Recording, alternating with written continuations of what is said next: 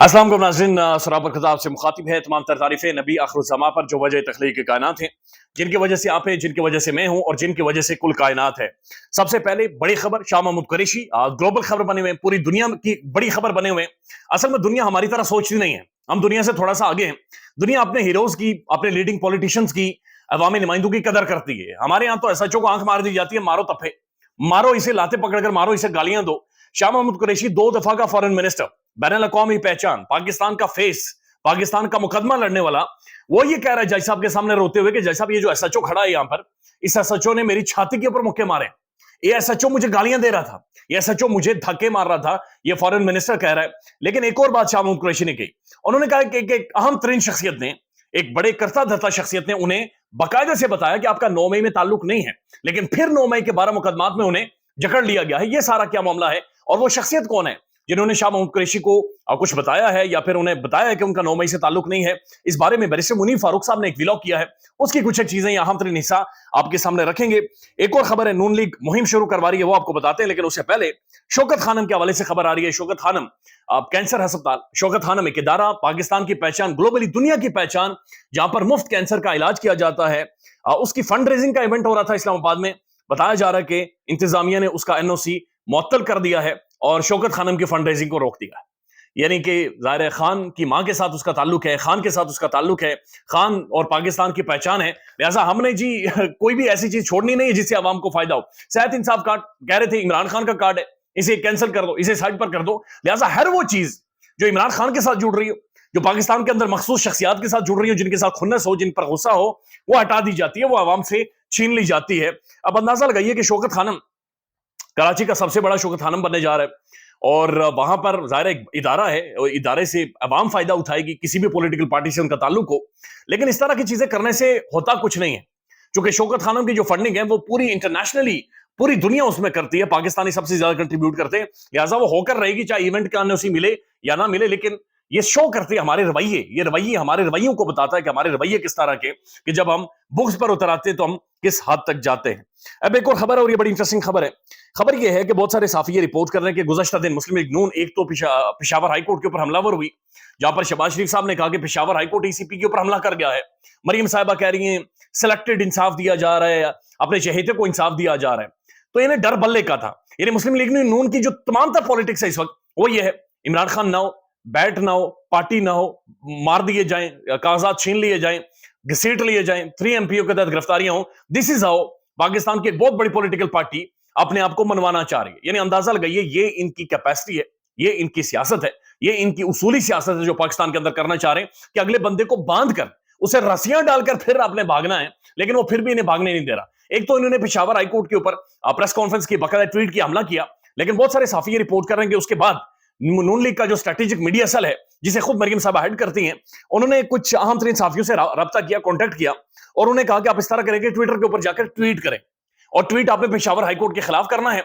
जो ही आप लोग ट्वीट करेंगे 3-4 साफियों को कहा, तो उसके बाद हम लोग उसे रीट्वीट करेंगे, उसे शेयर करेंगे और इस ट्वीट को आगे फैलाएंगे। फिर जो इनके मखसूस किस्म का टोला है, जो मखसूस ग्रुप है इनका, वो खड़ा हो जाएगा, वो उन्हें आगे शेयर करेगा। तो पेशावर हाईकोर्ट के खिलाफ एक ट्रेंड हम बनाना चाह रहे हैं, एक बयानिया बनाना चाह रहे हैं। और इलेक्शन कमीशन ऑफ पाकिस्तान जो सुप्रीम कोर्ट में गया हुआ है, वो बयानिया ट्रेंड, ट्विटर के ऊपर ट्रेंड भी उन्हें सपोर्ट करेगा।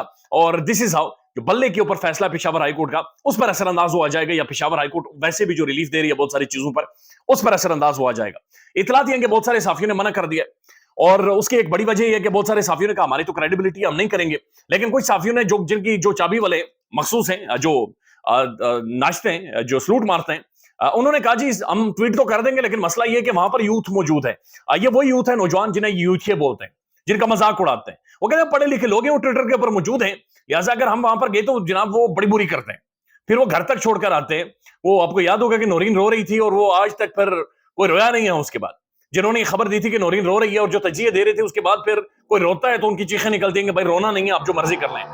तो बहुत सारे साफियों ने तो ये कहा कि जनाब सोशल मीडिया पर, ट्विटर पर हम इस तरह के ट्वीट नहीं करेंगे, क्योंकि उसके बाद कमेंट बंद कर कर भी ये पाकिस्तानी यूथ या पाकिस्तानी लोग जान नहीं छोड़ते और फिर बहुत ज्यादा मुश्किल हो जाती है। लिहाजा हम में इतनी हिम्मत नहीं है कि हम अपने बालों के अंदर सोशल मीडिया के जरिए हाथ डलवाएं। लिहाजा वो बैकआउट कर गए, वो पीछे हट गए।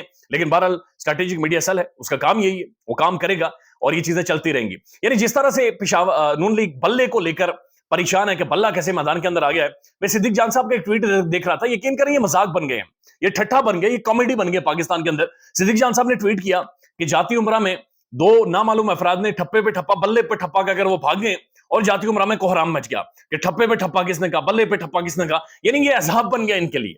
ये बैट देखते मेरे ख्याल में बैटों की फैक्ट्रियां पाकिस्तान में बंद करवा देंगे कि इस मुल्क में बैट ना बिके, इस मुल्क के अंदर बल्ला ना बिके, क्योंकि इनके लिए अब बहुत ज्यादा मुश्किलात है। अब जो खबर है अहम तरीन शाह महमूद कुरैशी के हवाले से, वो आपको बताते हैं। शाह महमूद कुरैशी ने जब ये जाकर कहा जज साहब को कि जज साहब मुझे एक अहम तरीन शख्सियत ने यह बताया है कि 9 मई से मेरा ताल्लुक नहीं है।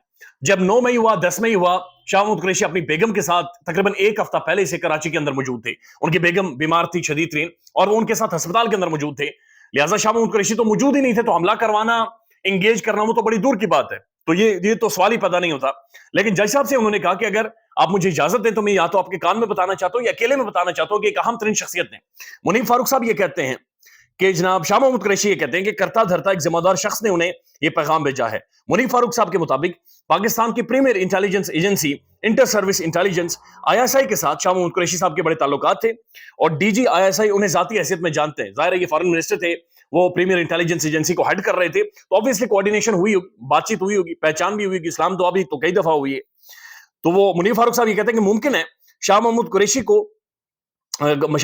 का जो इंटरेक्शन है वो DG ISI से हुआ हो, या फिर शाह महमूद कुरैशी ने कोई पैगाम भेजा हो DG ISI को मुख्तलिफ सोर्सेज के जरिए कि उन्हें ये बताएं, उनसे पूछें कि मेरे ऊपर मुकदमात तो नहीं बन रहे, या मुकदमात बन रहे हैं तो इनके अंदर क्या रियलिटी है, चूंकि 9 मई से मेरा ताल्लुक ही नहीं है। तो मुनीफ फारूक साहब के मुताबिक मुमकिन है या वो कहते हैं कि ये जो ताल्लुक बनता है इससे बाकायदा ऐसा महसूस हो रहा है कि शाह महमूद कुरैशी DG ISI को रेफर कर रहे हैं कि उन्होंने असल में उन्हें यकीन दिलाया था कि आपका 9 मई से कोई ताल्लुक नहीं है।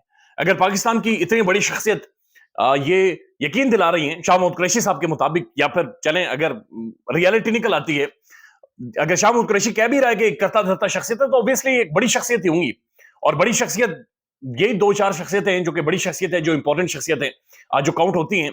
तो लिहाजा उसके बावजूद मुकदमात हो रहे हैं, उसके बावजूद केसेस हो रहे हैं, तो ये फिर सबकी समझ से बाहर है कि फिर क्यों केसेस हो रहे हैं, फिर ये कौन है जो केसेस करवा रहा है, फिर ये मामला किस तरह से, फिर कैसे 7-8 थानों के SHOs पहुंच जाते हैं, फिर कैसे 12 मुकदमात में वो नामजद हो जाते हैं, ये समझ से बाहर है। हामिद मीर साहब ने भी ये सवाल उठाया गुज़श्ता रात अपने प्रोग्राम में, और उनकी जो बेटी है महर बानो कुरैशी, उन्होंने कहा कि जी ऐसा महसूस होता है कि शाह महमूद कुरैशी के ऊपर गुस्सा है कि वो सरेंडर नहीं कर रहे, पॉलिटिकली इमरान खान के खिलाफ शाह महमूद कुरैशी सरेंडर नहीं कर रहे, ये गुस्सा है, शायद इस वजह से मुकदमात बन रहे हैं। अब इसके अंदर हकीकत क्या है ये हमारी समझ से फिलहाल बाहर है।